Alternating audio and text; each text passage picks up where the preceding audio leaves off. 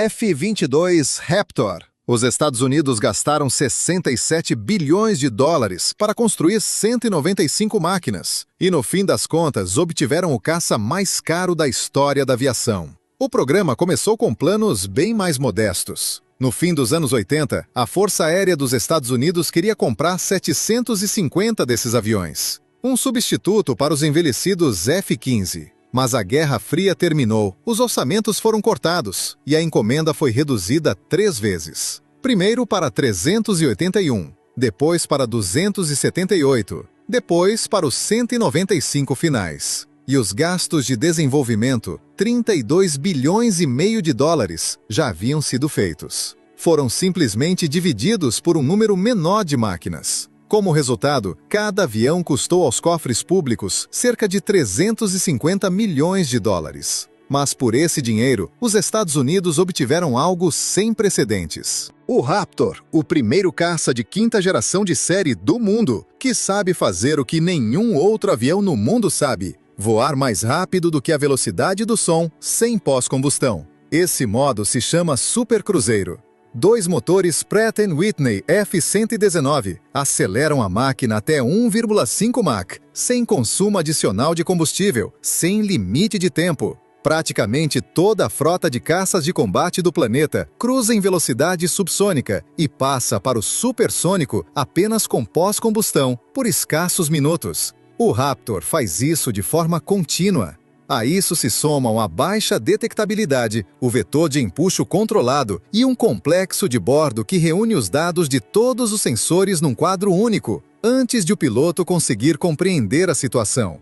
No teto de combate de 15 mil metros, o Raptor localiza alvos de cuja existência o adversário ainda não suspeita e lança mísseis dos compartimentos internos, sem alterar sua detectabilidade para os radares. A produção foi interrompida em 2011. Atualmente, estão em serviço cerca de 150 máquinas prontas para o combate. Cada hora de voo custa 85 mil dólares, o dobro do F-35. A Força Aérea já anunciou a retirada gradual dos Raptor de operação. O avião é caro demais na manutenção. Mas enquanto está em serviço, não há iguais a ele na classe de superioridade aérea. Jian-20, também conhecido como Poderoso Dragão. Enquanto o mundo inteiro discutia se a República Popular da China seria capaz de construir um verdadeiro caça de 5ª geração, ela simplesmente construiu mais de 300. O começo foi desajeitado. As primeiras máquinas de série voavam com os russos AL-31, motores de caças de 4ª geração. O motor próprio, o Oshun-15, explodia na bancada em 2015, falhava de novo em 2018 e só em 2023 entrou em produção. 20 anos de desenvolvimento, 2 explosões, atrasos intermináveis. Mas a produção do Jian-20 não parou um único dia. Enquanto o motor era aperfeiçoado, os cascos eram rebitados com motores intermediários e enviados às tropas. Como resultado, até meados dos anos 20, na Força Aérea da República Popular da China, havia mais de 300 máquinas de 5ª geração. A Força Aérea dos Estados Unidos, no mesmo período, recebia 48 F-35 por ano. Agora, com o Oshun-15, o Jian-20 ganhou o supercruzeiro. Compartimentos internos para mísseis, com alcance de mais de 150 quilômetros, e um raio de combate superior a 1.100 quilômetros. É o único caça de 5ª geração no mundo que é produzido em escala comparável à americana, e o único que lança um desafio real à superioridade aérea dos Estados Unidos. Não na teoria, mas pelo número de máquinas em serviço. Su-57. A Rússia gastou 25 anos no desenvolvimento de um caça de 5ª geração e, no fim das contas, construiu o mais acessível de todos. Um avião custa cerca de 35 milhões de dólares. Isso é 3 vezes mais barato do que o F-35 e 10 vezes mais barato do que o F-22. O programa começou em 1999, sob a designação PAK-FA. O primeiro voo, em 2010. Em 2014, o protótipo sofreu danos por um incêndio de motor no pouso. Em 2019, o primeiro avião de série caiu, num voo de teste em Komsomolsk do Amur.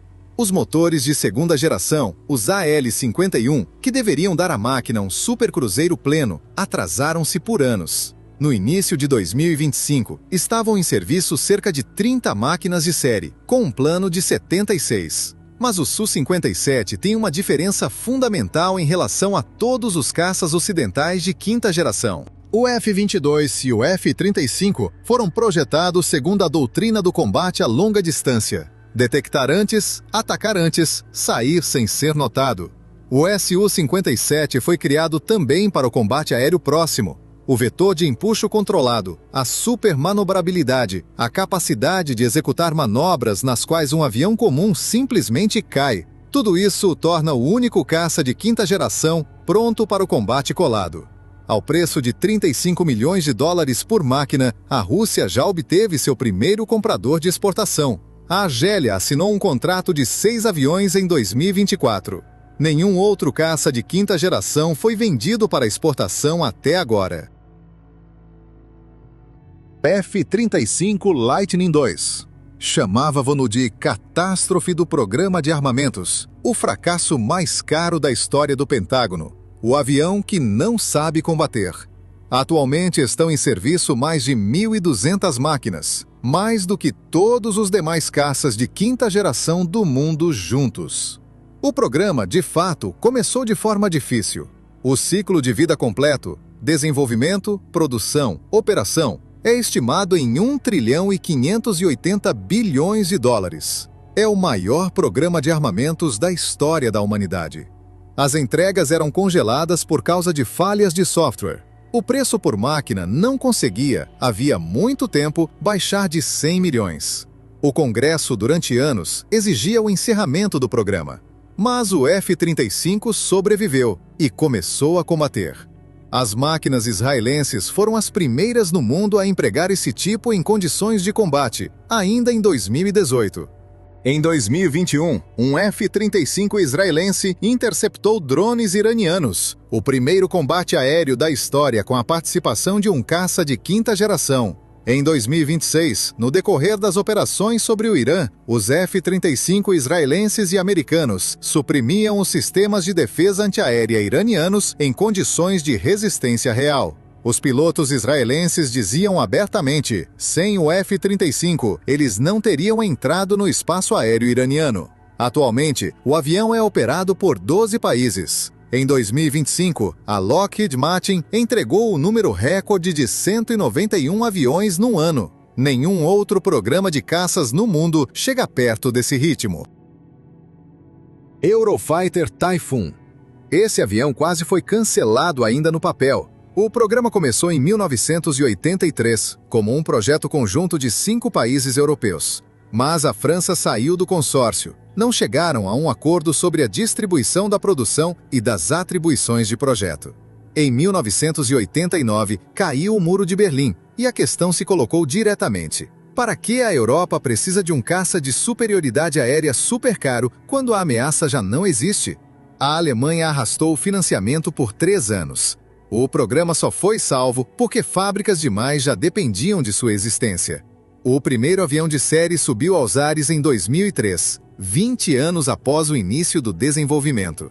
Mas, no fim das contas, resultou uma máquina que, entre os caças não furtivos, não tem iguais. 2 motores Eurojet EJ-200, dos mais potentes de sua classe entre os caças não furtivos. A configuração Canard, quando a empenagem horizontal fica à frente da asa e não atrás, torna o avião fisicamente instável em voo. Ele é controlado apenas por computador, o que dá uma manobrabilidade fenomenal. Em exercícios, o Typhoon vencia regularmente os combates de treino contra os americanos F-15 e F-16. No armamento, o míssil Meteor, com alcance de mais de 150 quilômetros, o melhor míssil ar-ar do mundo, além da linha de visada direta. Atualmente, 613 máquinas foram entregues a 9 países. E mais 741 aviões foram encomendados. O Typhoon guarda o espaço aéreo dos países da Aliança do Atlântico Norte, da Noruega ao Báltico, e permanecerá em serviço pelo menos até o ano de 2060.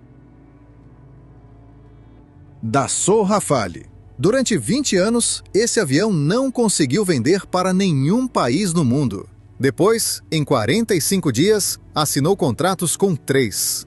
A França saiu do consórcio do Eurofighter em meados dos anos 80 para construir seu próprio caça sem compromissos alheios. O Rafale entrou em serviço na Marinha Francesa em 2004 e na Força Aérea em 2006. O avião era bom, o único caça no mundo capaz de, numa única missão, alternar entre tarefas de combate aéreo, missões de ataque, reconhecimento e dissuasão nuclear. Mas compradores não havia. Coreia do Sul, recusa. Singapura, recusa. Marrocos, recusa. Suíça, recusa. Brasil, recusa. A Índia negociou por 12 anos e não conseguia de jeito nenhum assinar o contrato. A virada aconteceu em fevereiro de 2015. O Egito, irritado com as restrições americanas ao fornecimento de armamentos após o golpe militar, assinou um contrato de 24 aviões. Em abril daquele mesmo ano, a Índia anunciou a intenção de comprar 36 máquinas. Em maio, o Catar assinou um contrato de 24. 3 países, 3 decisões, 45 dias. Verificou-se que o mundo havia mudado. Os países que não queriam depender nem das armas americanas, nem das russas, buscavam um terceiro caminho. O Rafale não exige a autorização de Washington para o emprego, nenhum controle americano sobre a cadeia de fornecimento, nenhuma condição política. Até 2025, 533 aviões foram encomendados por 9 países. A carteira de pedidos, 220 máquinas. A produção não dá conta da demanda. Su-35. Esse avião não é furtivo, não é de quinta geração e nem sequer é uma construção nova. Em essência, é uma reelaboração profunda do Su-27, que já tem mais de 40 anos. É exatamente por isso que ele é tão interessante. Em 2003, o escritório de projetos Sukhoi iniciou o segundo ciclo de modernização radical da plataforma Su-27. A tarefa foi formulada sem rodeios: criar um avião de transição, enquanto o Su-57 ainda não está pronto. Os novos motores com vetor de empuxo controlado deram à máquina uma supermanobrabilidade inatingível para a maioria dos caças de quinta geração. O radar Irbis-E é capaz de detectar alvos aéreos a uma distância de até 400 km, acompanhar 30 alvos simultaneamente e guiar armamento contra 8 deles. Para comparação, muitos caças ocidentais de quarta geração trabalham 2 ou 3 vezes mais modestamente nesses parâmetros. Em janeiro de 2016, 4 Su-35 chegaram à Síria. Nos anos seguintes, as máquinas russas interceptaram repetidamente os F-16 turcos e os obrigaram a deixar o espaço aéreo sírio.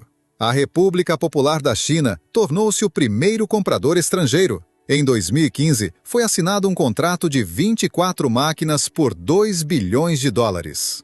Atualmente, o Su-35 é operado pela Rússia, pela República Popular da China e pelo Irã.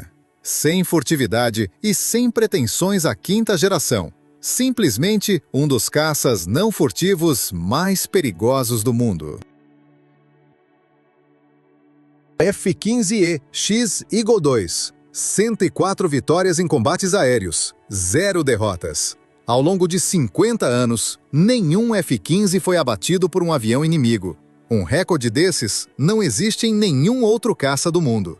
A plataforma surgiu em 1972 como resposta aos soviéticos MiG-25. As primeiras vitórias vieram rápido. Os pilotos israelenses começaram a conquistá-las sobre a Síria já no fim dos anos 70. Até meados dos anos 80, a contagem passou de 50. Depois veio a Guerra do Golfo Pérsico. De novo vitórias. De novo, sem perdas.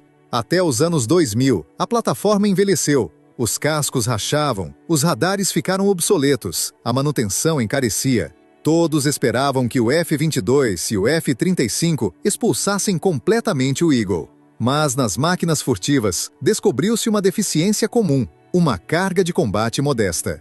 O F-35 carrega 4 mísseis nos compartimentos internos. O F-15EX, 22 mísseis AR-AR. A diferença é fundamental quando se trata de ataques massivos num conflito de alta intensidade.